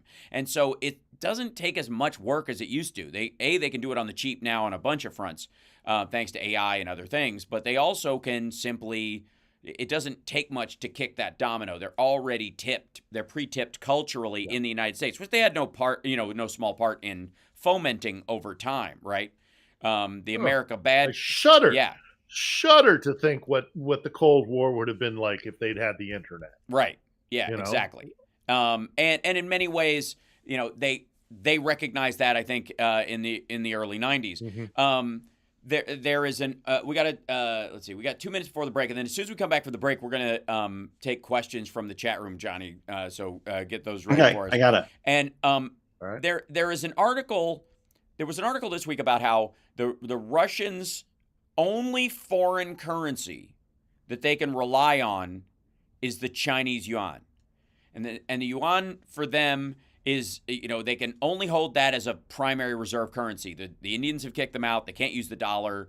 Gold is not as, it's too hard to ship, especially when you have to drive trucks across sketchy areas and people are rooting for your demise. If the word gets out that a truck full of Russian gold is traveling someplace, there are a bunch of interested parties that know they're doing it under the radar and can jump on it, so that makes it difficult. The only foreign currency they can do holdings in is the Chinese yuan, and it's, as far as what it can buy for them and what they can use it for, is only Chinese goods. The Chinese are being very specific about that. So it's like, it's more like a buy 10 yogurts, get one free card than it is an actual currency. It's Starbucks points or what have you. You can only use it in that limited capacity. So there's an article in Time magazine, which I believe Donald Trump thinks is important because he was on the cover of it, and he thinks it's a big deal that he was on the cover of it. That talks about how this grand thesis sees the world that China was going to take over the world and the United States was going to fall back. And I love the sort of phrasing of it, conventional wisdom was the Chinese economy would eclipse the U.S. in a decade, maybe even sooner, is looking uncertain. That conventional wisdom is looking uncertain. The next paragraph says, meanwhile, China's population growth is done. Chinese entrepreneurs are leaving the country. Optimism is dimming among Chinese youth. The Chinese stock market is tanking. Foreign direct investment is in free fall as global business seeks alternatives to the world's factory that don't come with some geopolitical risk and big state political meddling. The economic indicators are so bad that Beijing is pulling many of them from public view. As for the U.S., it is chugging along with the world's fastest growing and most dynamic economy. Thanks, Joe Biden. Inflation is down while jobs, real wages, and productivity are going up. This is not even a question anymore. The chattering class around Maria Bartiromo and the financial groups that she hangs out in are all BSing their viewers all the time. And just quickly, and when it comes to the Russians, they don't do anything except rip stuff out of the ground and ship it elsewhere into the world market. If they can't do that anymore, when was the last time you went shopping for a refrigerator and said, I'll buy the Russian version? Exactly. You know, even the Chinese one is like a cheap version made in the same factory of Samsung's or of LG's or whoever. But the Russians don't even make that functioning ones, much less cheap. Right. That's why at least the cheap Chinese stuff works to an extent. For a little while, nobody buys Russian telephones. Go buy a Russian mobile telephone. Yeah, it's ridiculous. Go to Spectrum tomorrow if you want to be followed around. Anyways, we'll be back right after this with your questions for Phil. It's the Hal Sparks radio program, Mega Worldwide on WCPT Radio, Chicago's Progressive Talk. This is a quote from Chinese businessman Chen Tianyong as to why he was packing up and leaving the country. China's economy is like a giant ship heading to the precipice. Without fundamental changes, it's inevitable that the ship will be wrecked and the passengers will die. That's a Chinese businessman. Hey, Johnny. Hey. There he is. Oh, and also with you. Let us pray. Air alert is over. Yay. There you go, Johnny. By the way, in relation, you, bud. We just got, Nerd Halen just played the Virgin Casino. We did the Shag Lounge where they did, and they've asked us to come back and play May the 4th. Oh, that's fantastic. And they want us to dress in Star Wars real outfits. Star Wars Day. Yeah, they want us to dress in Star Wars outfits. So I'm dressing as Han, not because it's a little unnerdy for that, but it's the only one I could dance and move in, like a stormtrooper outfit or all that kinds of or there's a bunch of them that you could do a Jedi with the but you have to get it a robes. little wrong because you're a nerd. Yes. No, wait, it would be perfect if you're a nerd. Yeah, it has to be nailed, but I'm wearing glasses. Okay, yes. Still still need my glasses. I think I should wear the Force Awakens one though. The gray jacket and all that, his older outfit, not the cool normal one's just, and with like Solo written on it on tape because nobody knows who I am because they don't recognize it because nobody watched that. Yeah. We'll get everybody's fighting over who doesn't get to dress up as Chewbacca because it'll be too sweaty. Oh my God. Yeah. Forget it. Yeah. This is smoke. Yeah, hold on. I want to look up real quick. And we'll do questions, Johnny, as soon as I come back. Stand by, coming back. Okay. I got a few. Thank you. You're locked into the Hal Sparks radio program, Mega Worldwide. Welcome back to the show, Johnny. Let's just get straight into the questions people have at infotainmentwars.com or twitch.tv/HalSparks or on Facebook or any of those, wherever they're coming from. What do you got? I got a question from Dave Bogson. Does Kiv celebrate Easter tomorrow or in May?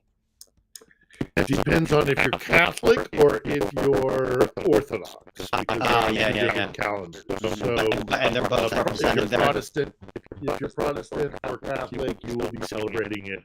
And there's even other. There's an Orthodox. There's a sect of Ukrainian Orthodoxy that actually observes holidays on the West calendar. So they're even Orthodox rules. This country is a mishmash of different cultures and different religions. Empires from all over the globe through here, and use this as colony or on in larger imperial chess match. So you have all flavors of religion, and that's why democracy finds ground here in Ukraine. Unlike Russia, became multicultural, multi-ethnic. Conquest happened here was conquest that flowed through, and their residents had to find a way to live with one another. So they had to find negotiations, and that's why they're likely to embrace democracy. One other thing for the folks who were not listening in the interim, who are not watching the stream, and who may be listening on the radio during the break, we did have the announcement that the air raid siren, the air raid warning had been lifted. Luke Skywalker told me that the force was with me and that the air raid warning was over. So those of you who were concerned about that, during the break, we did have the air raid warning lifted. A relatively short one this time. Sometimes they can last for hours. Right. Okay, let's grab another one, Johnny. Sure, I've got one from Connie Kelly. Could you please comment on Zelensky firing his top advisors, including his first aide, since 2018? Yeah, I mean, Zelensky is making changes. I don't think it indicates anything more than simply that they're rotating officials. I think there's some burnout that's happening. I don't get the impression, and again, look, a lot of this is behind closed doors, and it's stuff that we're not gonna ever learn about, or stuff that we're gonna learn about maybe years from now. Right. But a lot of these dynamics are being decided internally within the government. So, but the impression I get and the kind of atmospherics that we're getting here in the Capitol is that it's more about the fact that this is right.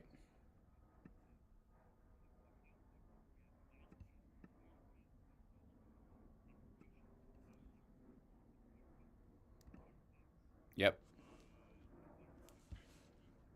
There are some scandals. Some of the guys that are involved in, there's been some issues about some corruption in particular, like food, providing food for or foodstuffs for the armed forces, and there were guys skimming off the top of that. Right. That might be involved as well. But I do not get the sense that there is any instability within the government itself. I don't think this is a crisis, or that Zelensky is like, I'm gonna shake up the entire house, right, and everything's gonna be different from now on. And I think it's just governance being governance, because we're not going to have elections. We're not, because you can't, because 20% of the country is occupied. How do those Ukrainians cast their ballot? They're not going to. So how could you legitimize an election? Much less to the fact that this was martial law was actually ruled upon by the Rada, 100% legal. But it also means, how do you organize these things? So, look, Zelensky firing members of his cabinet, members of the government. Right. There is no indication here in the Capitol that we have instability or animosity or those kind of tensions within the government. The government is functioning. They're just it looks from the outside looking in that just changes are being made, personnel changes. It happens, right? Cool. Let's grab another one if we could. Yeah, I've got one from Nick Rich. Are there any giant container ships in the Black Sea near Ukraine? No, not. I'm guessing that you are referring to Baltimore, and the Key Bridge. There aren't super tankers like that in the Black Sea. First off, the Black Sea is not really hospitable for that kind of traffic. Right. Secondly, they're not doing massive cargo ship transfers. They're mostly oil or grain that is being put on tankers, and you don't need massive freighters like that, especially because the supply chain that they're going to is not. You're not really going to say they're not sending a tanker from Odessa all the way to Hong Kong. They're sending it to North Africa. They're sending it to the Horn. They're sending it to the subcontinent. So you don't need, quite that size. You don't. It's just a different beast. It's a different trade route, and we don't know. We don't have large container ships like that in the Black Sea. And boy, it's a good thing too, because be a heck of a target. Yeah, the Houthis just fired on because that's all moved to the back burner right now. The Houthis fired on a Chinese ship, shot 5 missiles at it. One struck it. It just kept rolling. It asked for help from U.S. forces and then left the area, so that the U.S. forces came in and kind of repelled, further attacks on it as it was leaving the area. You're welcome, China. It was a Chinese oil tanker, by the way. And to my point, I wanted to show you real quick. This is the Bloomberg article I was referencing earlier. This is and I'm showing it to the crowd, but you guys, I'll relay it to the guests, whatever. But the title of it is "Bank of Russia Sees No Alternative to Yuan for Its Reserves." That they have no other source, foreign source of money for their foreign reserves except China. The next story, which was related to it, which I love also, the title of which is, let's see if I can read it. Russian banks' profits dropped 22% month on month. 22% from last month. I think it was actually January to February, but it hasn't gotten better. To $3 billion in February. This is my favorite part of this whole story. I always talk about the yeah buts in something. There's this, it sounds like, oh, well, they're just having a problem. It's actually related to the other story. The second paragraph on it says, the bank said more than half of the bank's corporate loan growth was due to loans to exporters in Chinese yuan, part of a trend that pushed the sector's overall foreign liquidity reserves lower. They are just trafficking in yuan for imports and exports in their single, unilateral trade relationship with China, and that's it. That's terrible. And even in that process of you selling your crap to them and them selling their crap to you, a lot of it which doesn't work, 22% drop in the value of your loans because you're trading yuan month over month. Mm-hmm. Yeah, just horrible. And then there was a big attack suicide attack in Pakistan on Chinese workers on a Pakistani dam, which has started a whole nother cascade of stuff. And this is what Russia finds out in Africa. This is what Russia found out in Afghanistan. China is now, dialing back its Belt and Road, and in that process, they're not grifting and by the way, paying off warlords like they used to. And so guys are showing up with trucks full of explosives.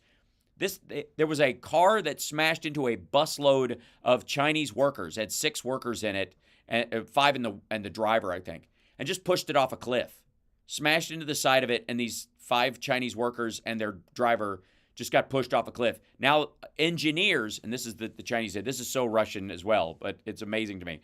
The Chinese ordered that no Chinese engineers are allowed to leave their direct compound. The workers, the workers have to keep going out there. But the guys with engineering degrees, the guys worth a damn to the whole process, they're not allowed to leave the compound anymore. So they don't die, but the workers who are doing the cement work, the Chinese workers that are in there, that like the ones that were killed, have to keep going to these job sites. There's so much alignment between China and Russia and how they view their own. And was people. that bus was in Afghanistan? No, it was in Pakistan.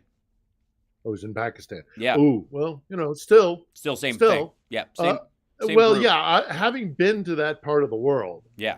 I mean, that's an awful way to go. I've driven on some of those mountaintop roads, and they are scary. Yeah. Ooh. Yeah. Awful. It just pushed. It just smashed into the side. Pushed it off. Knocked it off. You drop hundreds and hundreds of feet. Yeah.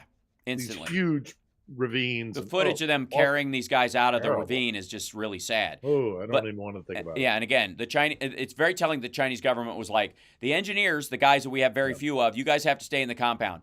The idiots that we send over to Pakistan to build these things, you guys must go to work. Yeah, of course, they're not going to give these jobs to Pakistanis. Right. Well, that's the other thing. Afghans. Right. So, all right, let's take a break. When we come back, we'll finish up our questions for Phil for this hour, and just enjoy the break. We'll be back right after this. It's House Sparks Radio Program Mega Worldwide. Yay.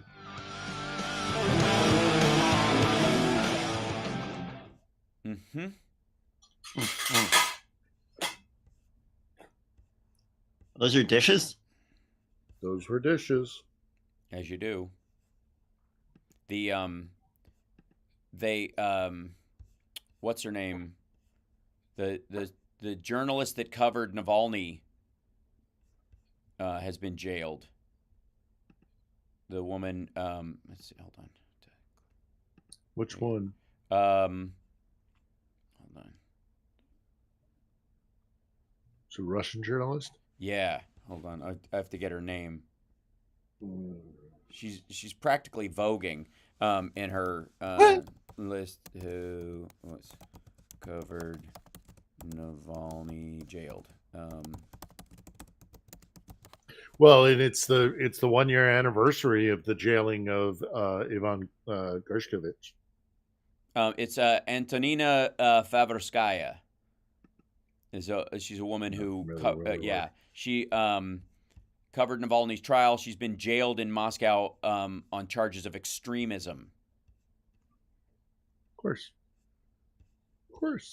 That's what they do. She worked on Mediazona, and the outlet posted a video online of her being yanked away by an official. She's been accused of collecting material, producing and editing videos and publications of Navalny's foundation, which has been deemed as extremist by authorities, charged with involvement in an extremist group, which is punishable by 6 years in prison, per the Newswire. Stand by, coming back. Thank you. I am happy, you are happy. Let us be happy together, whether the weather is cloudy or sunny. I will always be your funny honey bunny. I am lucky, you are lucky. Let us get lucky together, whether the weather is cloudy or breezy. I'll be there to say, hey, come on, let's take it easy. Because isn't it nice to have the friends that you do? And isn't it nice that the sky is so blue? And isn't it nice to say I love you, chugga chugga choo choo, woo woo. I am smiling, you are smiling. Let us smile together, whether the weather is cloudy or stormy. I will still be there in the morning. I'll be right by your side in the morning. I'll make you breakfast in the morning. I hope that you like cereal. Yay! Hooray! Lots more to talk about. That was horrible. Yes. Phil was tormenting Johnny with his stuffed animal cat that has tormenting, enticing, seducing, all of the above. Quite frankly, with this stuffed animal that has testicles, they don't even spay and neuter their plush pets over there. Yeah, you're responsible. It's not. Yeah. But then my only dream of having a giant Maine Coon cat is going to come from the rampant number of them running around Ukraine right now. So related story before we get to our questions: a woman named Antonina Favorskaya. She's a Russian journalist who covered Navalny and edited groups for edited video pieces about his organization. Has been arrested for. She's been charged with extremism. Wow. Hey, all you Trump fans who love Vladimir Putin, who really think the Russian way is the better way. Just the idea that you could jail someone for extremism. If you sign off on that, I don't want to hear anything about the First Amendment from you ever again. No. It's insane. And anyway, she is going to she's punishable by up to 6 years. What do you think the chances are that number will be honored? Much less her, like her health being a concern. And it is also the 1 year anniversary of the detention of Wall Street Journal American journalist Evan Gershkovich. Mm-hmm. This is what they do. Yep. Who is still there and is sitting in a Russian prison right now as we speak. This is what they do. Yeah. I feel like one of the ways we could probably counter this is a like people walking around with signs at anti-gun rallies saying, "We want the same gun rights, as Russian citizens. We want the same gun rules as Hungarian citizens. Orban on guns, and just see how the right reacts to that, because their rules and laws and that kind of stuff are draconian. Don't get me started on their lack of First Amendment protection. Anyways, let's go to questions. We got about 10 minutes left in the show, and I want to make sure we get to a bunch of them. Yes, so this is from Elizabeth. Has Phil heard of the use of chemical weapons in Ukraine? Yes, I have. Mm-hmm. But not the way I think maybe you would expect. White phosphorus has been used here, which ostensibly falls under chemical weapons use. My friend and colleague John Sweeney, from former reporter for the BBC, who's a British journalist, has documented it extensively that the Russians definitely use white phosphorus in urban centers, and that is a chemical weapons attack, and it is a war crime. So I've heard of that, but when you say chemical weapons like mustard gas or anthrax or something like that, no, we haven't seen widespread use of that, and I haven't heard of anything specifically about that kind of chemical warfare, but they are using all sorts of other chemical weapons or weapons that have a chemical ramification to them or an after effect, and it's a war crime. So yeah, it's being here. I certainly haven't heard anything of Ukrainians using. Now they have used white phosphorus, but not in urban centers, so it's different. But no, I haven't heard of Ukrainians using chemical weapons. Russians use weapons that have chemical after effects, though. Right. Cool. Let's grab another. All right. Yeah. Yeah. This is from Ed's 3D Tech. What can Phil say about the crypto exchange new with Russia and the $20 billion transfer this week? Yeah, that's a bit deep reads, but yeah. Are you okay? So half of that question is that meant the crypto that was used to fund, or arguably by Moscow used to fund the music hall attack? You're gonna have to make some assumptions. We can't really do back and forth. No, I don't know.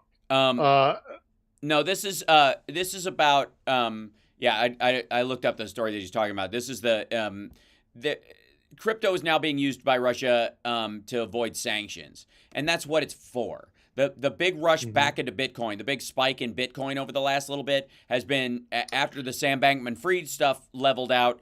Then foreign evildoers of all sorts started jumping back in crypto to fund guns, drugs, and human trafficking, and sanctions avoidance. That's ultimately what it's there for. That's why Peter Thiel wants it. He wants eventually what's effectively untaxable income by anybody, so you can hide it someplace because you're paid in this crypto, and it never the twain shall meet. You can buy stuff with crypto and you can sell stuff with crypto on a major scale, so nobody can ever touch it. And his own paranoia against his own government has created this kind of underlying system where the Russians or the Iranians or the Somali pirates or the Chinese or whoever can traffic in human beings under the radar and wholly trade them using crypto, never having to turn them into another kind of currency to get goods in relation to that. Yeah. They'll do anything to get around the sanctions. Yeah. So. Sure. Yeah, so the U.S. and the U.K. are actually looking into it, and they will find out, by the way, where it came from and where it was going. There's this idea that the myth. One of the things that caused the biggest drop in Bitcoin it's been over a year now, and why it all tanked was because they busted a couple of people who were hiding money in crypto, and they managed to find out how much they had and where it was and all this stuff. So this illusion that it's invisible is nonsense, because it has to pass from one place to the other, and in its passing from one place to the other, there are a myriad of little stopgap places in servers and other places where you can check where Bitcoin is coming and going from.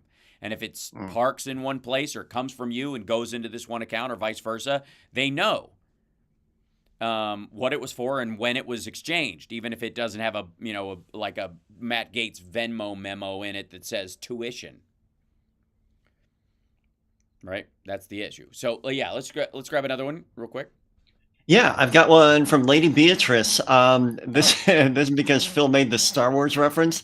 What is your favorite Star Wars movie and character, and why? Oh, well, it's got to be Han Solo, and my favorite, I don't know. It's the Holy Trinity. It's the first one, obviously. Although I thought Rogue One was fantastic as well. Yeah, Rogue One's great. It's either got to be Empire or Return. Although the first one, The New Hope, I was 7 years old, Hal. My mother took me to a theater in San Francisco, and I was 7 years old, and I remember standing in line, literally a blockbuster, and it changed my life. That movie, that changed my life. So it's weird to hear Luke Skywalker warning me about Russian air raids. So yeah, it's kind of great. Yeah, Han Solo in one of the original trilogies, but Rogue One was great. Yeah. Rogue One is I think got like kind of the old Star Wars storyline to it. Yeah, and very much a Western. And some of the stuff they're doing on Andor, Andor or the Mandalorian, that's great. So, yep, big Star Wars fan. Yep, awesome. It's very weird to have. So I've got one from Twitch via Andrea. How's the nuclear plant doing? The Zaporizhia nuclear power plant, there's reason for cause for concern, but let's not panic. They've still got inspectors going down there periodically. The Ukrainian scientists who were and the engineers that were working down there have completely left, and so now it's being run by Russians. That's disturbing. The coolant, the water that is meant to be the coolant for the rods, the Uranian rods, that has been problematic, because the Russians have messed with the waterways in that area by blowing up dams. Notably, they actually hit a dam just about 4 days ago, I want to say, in the aftermath of the Crocus music hall attack in Moscow. And that is cutting off the water to the Zaporizhia, the largest nuclear power plant in Europe. So there's reason to be concerned about it. But nobody, including even the Russians, I think, want to see a meltdown or a dirty bomb kind of incident at the power plant. So, oh boy, we express concern. We do the best we can at due diligence. We keep inspectors going down there, but it's not good, and it is not something that it needs to be addressed. So I wish I had better news about that. Right. But no. We got 2 minutes left. I want to remind everybody, Philip Bittner's launching a new podcast called On the Edge very, very soon. Out of Ukraine. They're going to have live guests and I guess some remote guests as well. We, hopefully Lev Parnas will be one of your guests very soon as well. I had him on Wednesday. It was terrific. And also Johnny Million has a live stream. Is it Monday, Wednesday, Friday now? What's your days now? No, it's Tuesday, Thursday. Tuesday, Thursday. Gotcha. Okay. Tuesday, Thursdays on Twitch and YouTube. It's Johnny Million. And I will be back in our regular digs this week to do the show the rest of the week. But in the interim, I keep an eye out for new crypto regs and the TikTok attack that's coming, because the Congress is getting very close to a bill that they will pass. If the Biden administration wants the Ukraine funding to pass, attach it to the TikTok bill. That'll do it. That'll do it. Crazy. Yep. Anyways, thank you guys so much. Thank you, Chicago. Thanks everybody for the super chats and the support on the show. Patreon.com/HalSparks, and we will see you next time.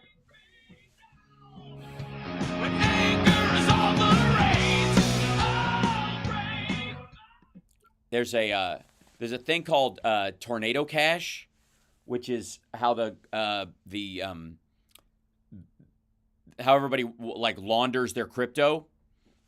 And it was sanctioned by the U.S. government recently.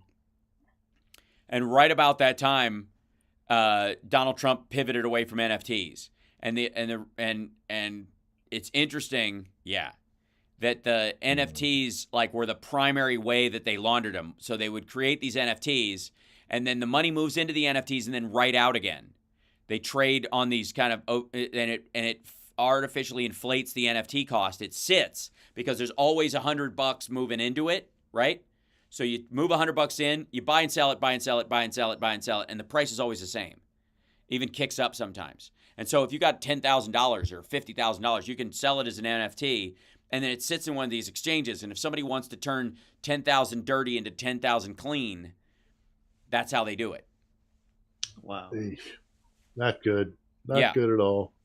And it's as soon as that got sanctioned and Sam Bankman-Fried went down, all of a sudden Trump's not selling his NFTs anymore, and then another version of this pops up online, and all of a sudden he tries it again. I still got those Bibles.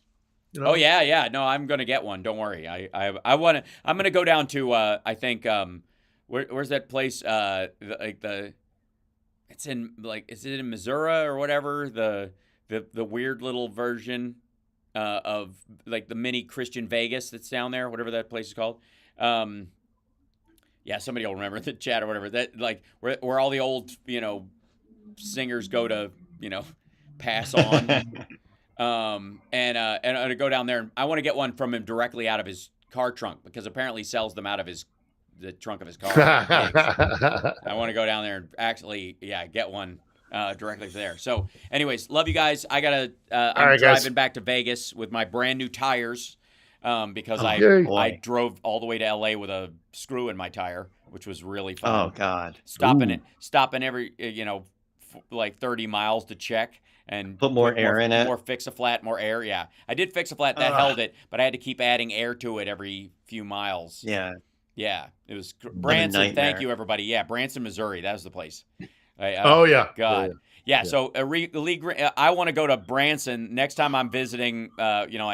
Summer's family. She lives not too far from there. I'm going to drive over to Branson, find the Lee Greenwood Theater. I'm sure they're selling them in the gift shop, signed. Of course they are. Yeah. And I comes with a free AR-15. I'd probably stand up next to you unless I've got bone spurs. All right.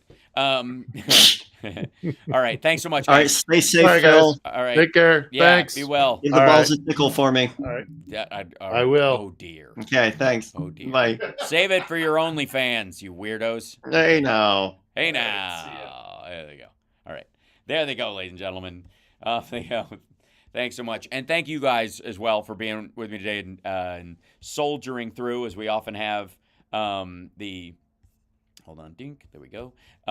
As we soldier through, the tech hurdles that I have to go through here. Thanks very much.